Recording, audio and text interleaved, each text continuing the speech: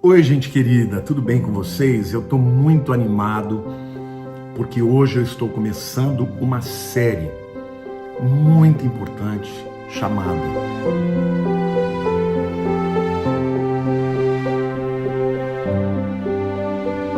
E esta é a primeira mensagem.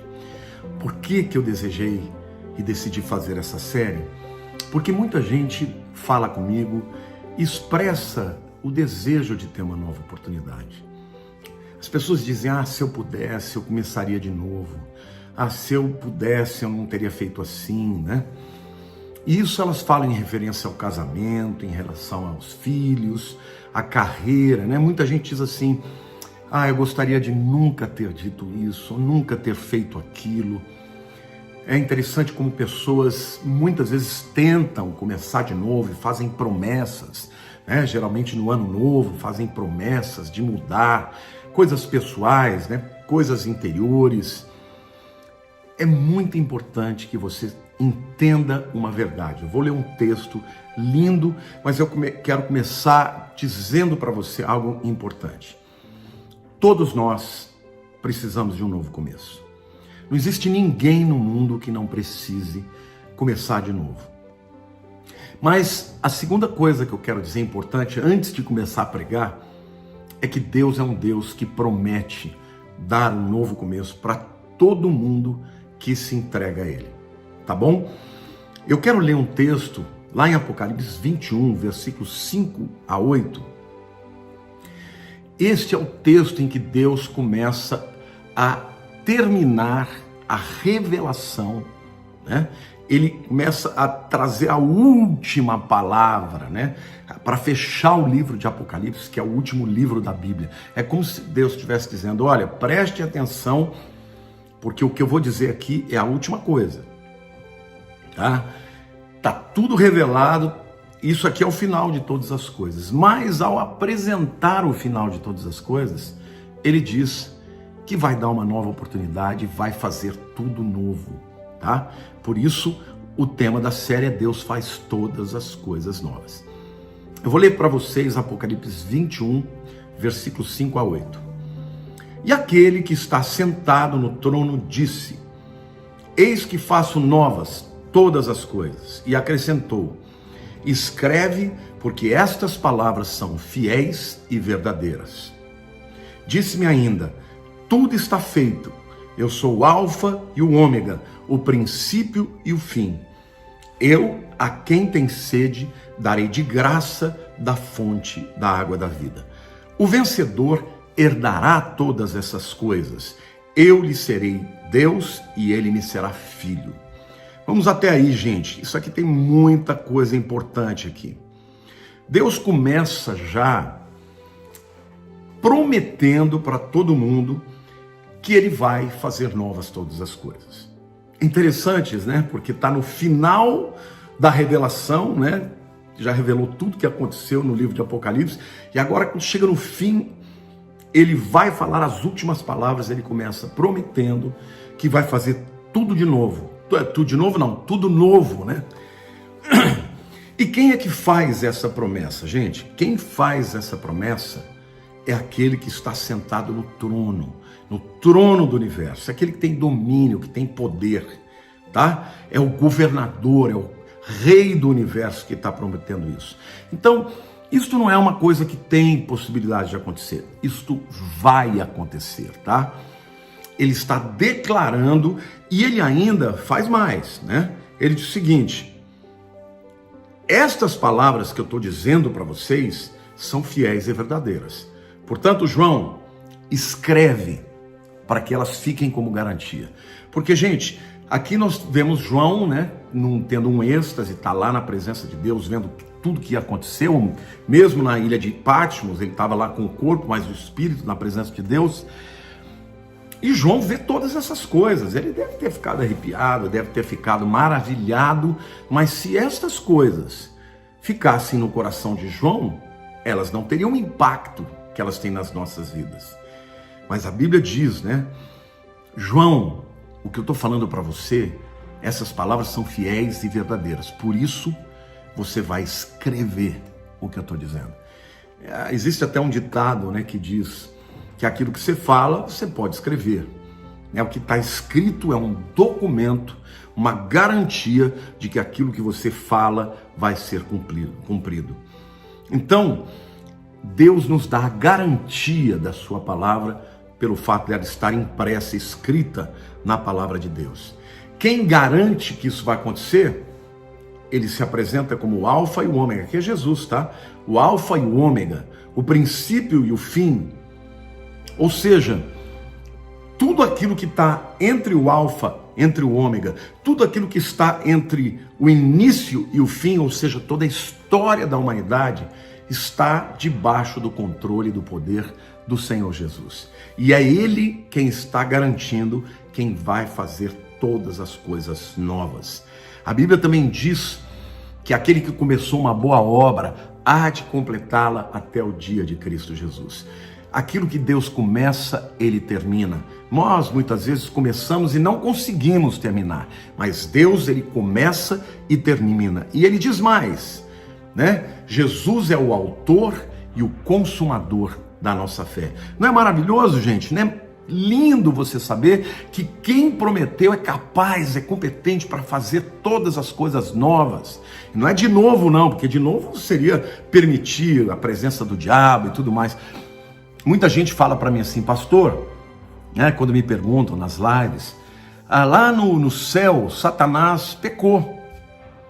Qual a garantia que a gente tem que lá no céu não vai ter mais pecado, que a gente não vai poder pecar de novo? Gente, ainda que Lúcifer, ainda que os anjos tivessem sido criados de maneira maravilhosa, Deus permitiu a eles que tivessem a escolha e as decisões. Aqueles corpos, eles não tinham corpos, aqueles espíritos, eles não eram incorruptíveis. Eles tinham a escolha de pecar ou não. Mas quando você e eu recebemos o corpo glorificado, esse corpo será igual ao de Jesus, incorruptível. Além de ser um corpo que jamais vai morrer, é um corpo que jamais será tentado pelo mal. O mal será lançado no lago de fogo para nunca mais existir, tá?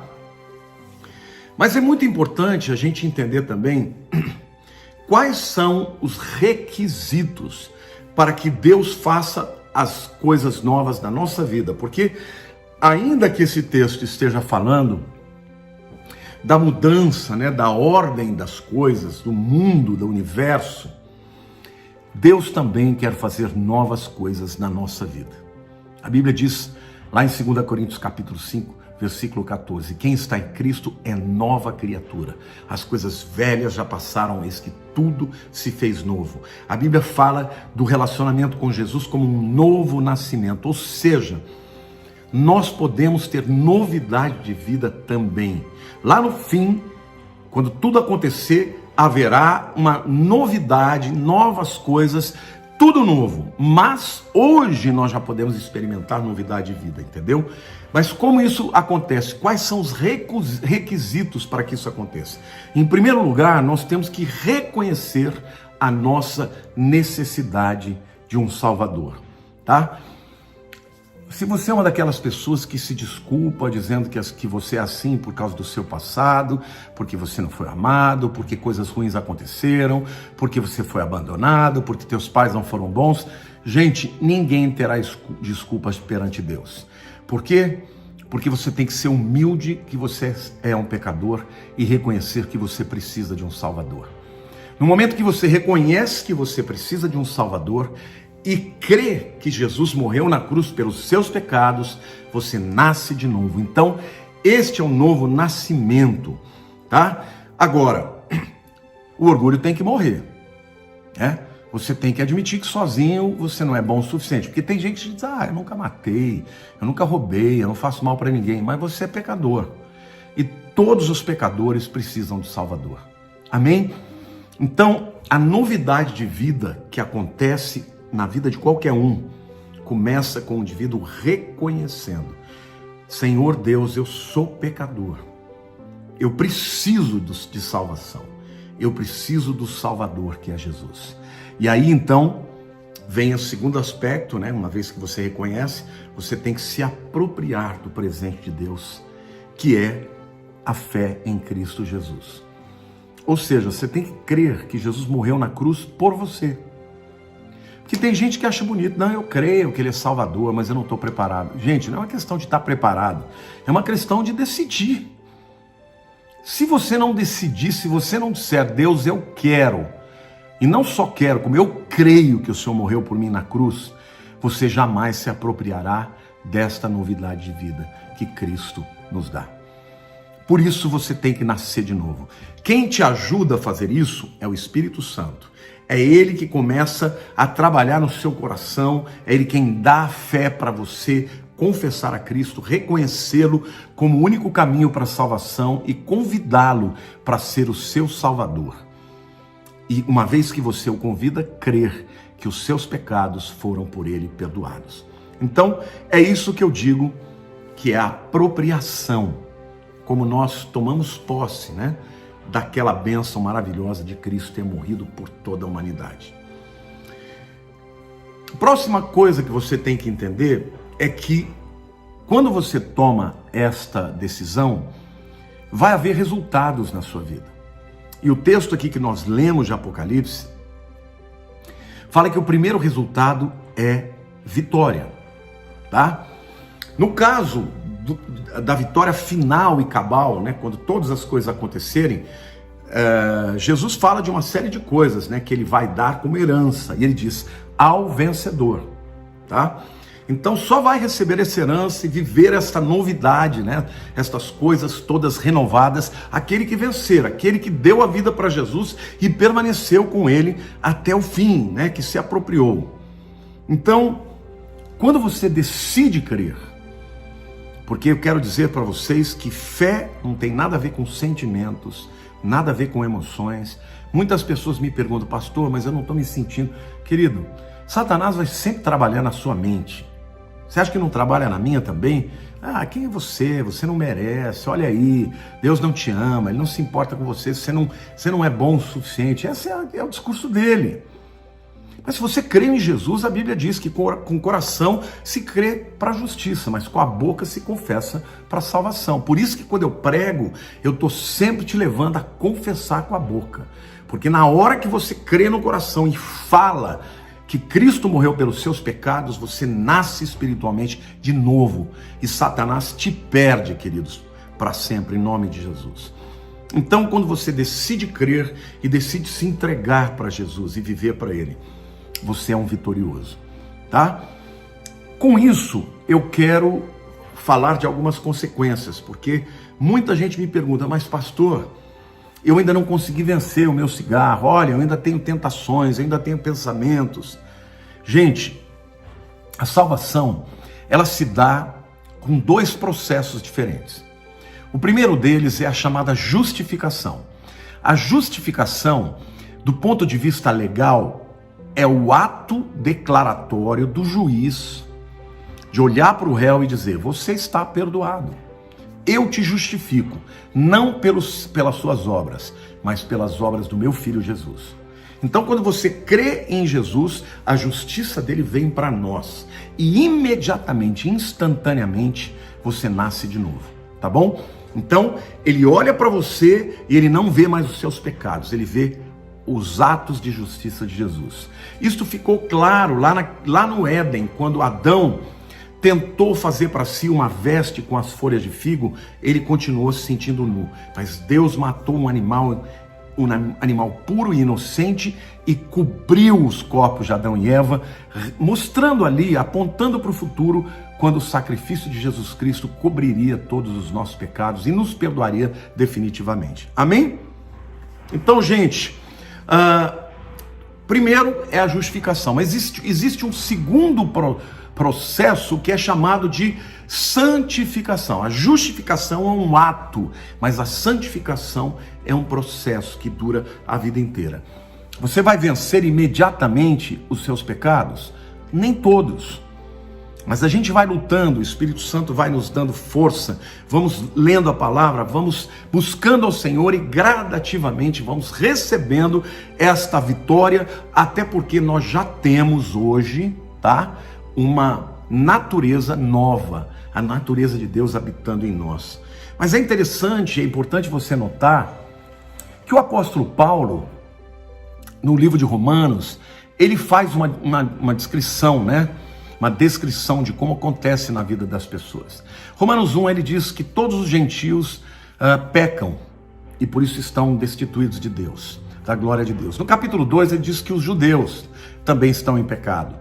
No capítulo 3, ele conclui dizendo: todos pecaram e destituídos estão da glória de Deus. No 4, ele apresenta Abraão, o pai da fé, que não foi justificado pelas obras, mas pela fé. No 5, ele então conclui: justificados, pois, pela fé, temos paz com Deus, por meio do nosso Senhor Jesus Cristo. Ou seja, graças a Deus que ninguém conseguiria, mas Jesus viveu uma vida de santidade, perfeição, e nos deu a sua santificação e a sua justiça. No capítulo 6, ele faz a seguinte pergunta: mas então quer dizer que a gente pode viver em pecado? A gente vai viver em pecado para que a graça superabunde? Não, de modo nenhum, porque quem vive pecando é escravo do pecado. Mas ele admite no capítulo 7 que mesmo a gente já sendo salvo, tendo nome escrito no livro da vida, há uma luta, gente, da carne e do corpo. Paulo diz assim: o querer fazer o bem está em mim, mas não o efetuá-lo. Porque o bem que eu quero fazer eu não faço, o mal que eu não quero fazer, esse eu faço. Miserável homem que sou, quem me livrará do corpo dessa morte? Graças a Deus por Jesus Cristo. Gente, em outras palavras, enquanto estivermos nessa vida, nós estaremos com essa luta das duas naturezas. Porém, Jesus passa a habitar em nós através do Espírito Santo. E o Espírito Santo começa a te convencer. Quando você peca, você fica triste. Quando você peca, você busca a Deus e você deseja vencer aquele pecado. E através de um processo de santificação, Deus vai santificando a tua vida e dando poder para que você vença os seus pecados. Não é isso? Eu diria o seguinte, que lá na cruz nós fomos libertos da condenação do pecado. Nesse mundo, através do Espírito Santo, nós estamos sendo libertos do poder do pecado. Mas um dia, quando tudo acabar, nós seremos livres da presença do pecado. Mas enquanto estivermos aqui, queridos, nós já temos que começar a andar em novidade de vida. Porque quem está em Cristo é nova criatura. As coisas velhas já passaram e eis que tudo fez novo. Amém? Então, se você nega a oferta de Deus, né, de aceitar Jesus, de crer que Ele é o seu Salvador, você não nasce de novo. E qual é a alternativa? A alternativa é continuar sempre escravo do pecado. E pessoas que acreditam, ou porque não acham que tem perdão para os seus pecados, estão enganadas porque Jesus morreu por todos os pecados, ou porque acham que não precisam, você continua preso aos pecados e por fim será separado de Deus definitivamente e será lançado no lago de fogo. É simples assim, é isso que a Bíblia diz. Hoje em dia você vai ouvir pessoas questionando isso, dando outros entendimentos, mas é simples assim. Quem falou aqui foi Jesus, viu, meus queridos?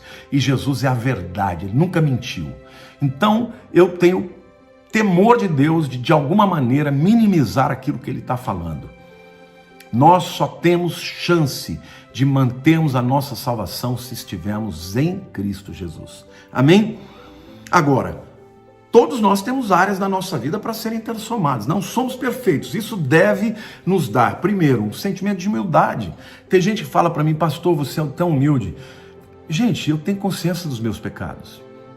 Quem sou eu para chegar aqui e me colocar numa posição de melhor do que vocês? Eu não sou melhor do que vocês.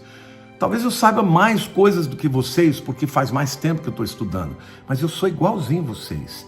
Se eu estou aqui é pela graça de Jesus, porque Ele me perdoou, porque Ele habita em mim, porque Ele está me dando poder para vencer o pecado, porque eu estou olhando para a presença dEle, porque eu estou esperando o dia da redenção. Tá bom, meus queridos? Então, eu quero dizer para vocês, deem esse primeiro passo. É a coisa mais maravilhosa do mundo, nascer de novo, ter o DNA de Deus, ter a nova natureza, ter o Espírito Santo habitando dentro de você para te dar poder para vencer o pecado e ficar firme até o fim, quando o Senhor vai voltar. Ser fiel até a morte e dar-te-ei a coroa da vida. Amém? Glória a Deus, meu querido. Não é maravilhoso isso? Este é o primeiro passo. O primeiro passo da vida eterna é o passo de você nascer de novo. É você acreditar que Deus é um Deus de novas oportunidades. No fim de todas as coisas, no final da revelação do Apocalipse, ele diz: olha, está acabando tudo, mas eu quero lembrar todo mundo de que eu vou fazer novas todas as coisas. Mas hoje, para você que está aí sem Jesus, há uma chance de você entregar o seu coração e a sua vida e nascer de novo agora. E eu vou te ajudar a fazer isso. Primeiro você tem que crer que é pecador. Você crê nisso? Então confesse com a tua boca, diga: sim, Jesus, eu sou pecador. Eu não consigo andar em santidade sozinho.